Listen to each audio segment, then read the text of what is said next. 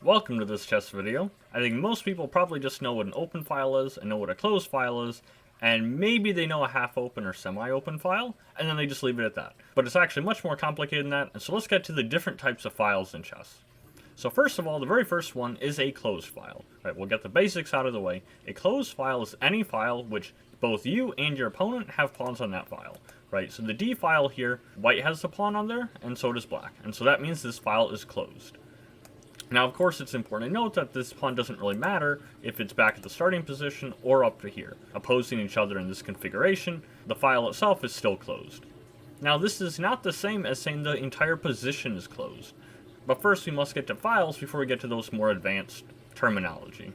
But okay, now let's continue with the next term. So the next one, of course, is an open file. And so that one is pretty intuitive, right? If both sides have a pawn keeping the file closed, then an open file must be where there's no pawns from either side and the file is completely open. So a good example of this will be the Slav defense. And so if the pawns do exchange here, well, in this case, now the C file is actually completely open, because in this case, neither side has a pawn on that file. Now, of course, I'm sure a lot of beginners and intermediate players especially are familiar with this, because oftentimes rooks will love the open files. But okay, now let's get to what's called a half-open or semi-open file. Say back in this position here, instead of the Slav defense, we play a Queen's Gambit declined. And in this, let's say that we exchange.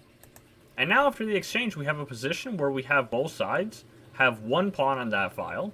And whenever the pawns exchange like this, each side will have what's called a counter file, which means a half-open file for the other side. So put that in basic terms here. White's half-open file is the C file, because white lacks the pawn on that file, whereas black has a pawn there. And black's half-open file here is the E file, because here white has a pawn, and black has no pawns on that file.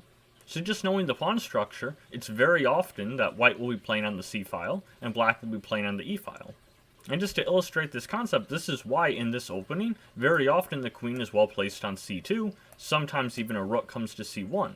And that all has to do with the fact that there is an open C file, or more specifically half open, to their favor. But for this example, there's also one other little detail, which if you notice here, the files are actually separated by one. In this case, it's like the closed D file is in between the half open files here on the C and E file. But not always is this the case. If we play a different opening, say the Scandinavian defense here, if there's a piece recapture and not a pawn, then that will mean that the semi-open files are actually going to be next to each other on adjacent files. In this case, white has a half-open E file, and black has a half-open D file. So now you might wonder, are there positions possible where there will be a half-open file much further apart than one file? And the answer to that is actually yes. There can be indirect trades that can lead to many files between semi-open files and the counter file. A good example of that, either called the Polish or the orangutan opening. And here the main line goes like this. Black will capture the pawn, white captures this pawn. In this case, we have indirectly an exchange, where white has captured this e5 pawn, in exchange for black capturing the b4 pawn.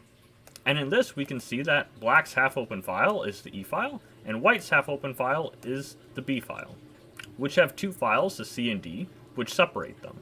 Now, understanding what types of files they're dealing with is actually very important in chess, because if you understand more about the position and can describe it, then it's easier to research what kinds of positions and what kind of plans you should be playing in those setups. But now we go to the next type, which will be called a hybrid file. And so this one is kind of like a half-open file. I'll put in an example on the board. You play these moves here. And very similar, a lot of players will identify this as a half-open file for white on the B file. But where's black's counter file? Well, in this case, you can see that black actually has all of their pawns here, right? We have all of these pawns in this way, and they haven't lost any, so all of their pawns kind of have it closed on their standpoint. So basically, there's no counter file, and so what that means is this half-open file for white doesn't really give black the benefit of a half-open file. And so in this case, this is called a hybrid file. Now, hybrid files happen whenever some type of pawn captures and doubles itself, in this case the C file, and the opponent has no elimination of a pawn. So in this case, that would be the B7 pawn. So because they have this pawn, and white has transferred their B pawn to the C file, now this B file here is a hybrid file. And so the next type of file I'd like to discuss is called a void file. Now this one is a little bit different, because in this case, void files happen, usually by accident, but sometimes intentionally for a gambit, and it's where there's some kind of material imbalance. that results in a pawn being captured. And so an example would look like this. We play these very common opening moves here. Players might recognize this as the Evans Gambit. And if black captures this pawn here, in this case intentional, now we can say that the B file for white is actually what's called a void file, because black still has their pawn, which is in this case the B7 pawn, but white has given up their pawn. Now void files are interesting because in that case, it's really dependent on the exact position or the opening if it's opening theory. And almost always these types of positions are either very tactical or very technical. There isn't really much in between. And so depending on the opening, depends kind of which of those situations you'll have. And now for the next example, the last one of the video, I'm going to discuss a lift file. Now the first time I'm aware of a lift file was actually from this game by Paul Morphy. And in this game you can see there's no B1 knight. That's not an accident. He was actually giving his opponent knight odds. But we're not going to go over this entire game from 1869 here. We're going to skip ahead to a sort of relevant thing here where he brings his rook up. Again, the first time that I'm aware of this actually happened.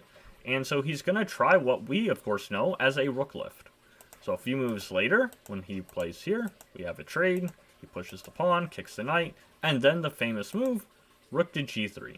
So in this case, the g file, it's what's known as a lift file, because you've done a rook lift on this file. Now, it's sort of like having a closed file, right? Because both sides still have a pawn here, but it's a little bit different in nature because the rook is blocking your pawn and putting pressure on their pawn. And so it's different enough that we actually have a name for this type of file. Now, of course, you might wonder, what's the importance of knowing all of these different types of files, right? It's kind of cool to know them by name, but what is the actual reason? How is this going to help you in a real chess game? And as alluded to earlier, if you know the names of different types of files, you have a much better understanding on what kind of plans and positions you're trying to go for. For example, if you have a closed file in literally all parts of the board, and the position so happens to be closed, then you know that you're probably going to be playing more plans that are in line with that type of structure. And so now you might wonder, well, what kind of positions are there, right? Because there's actually much more than just open positions and closed positions. Those are, of course, the two common ones, but just like files, there's many more types. And so that topic is a lot more advanced. But this topic was definitely a good foundation to serve as a transition into that topic. So let me know if I piqued your curiosity, and maybe my next video will be on the different types of formations, not just files. Thanks for stopping by, everyone. I'll see you in the next chess video.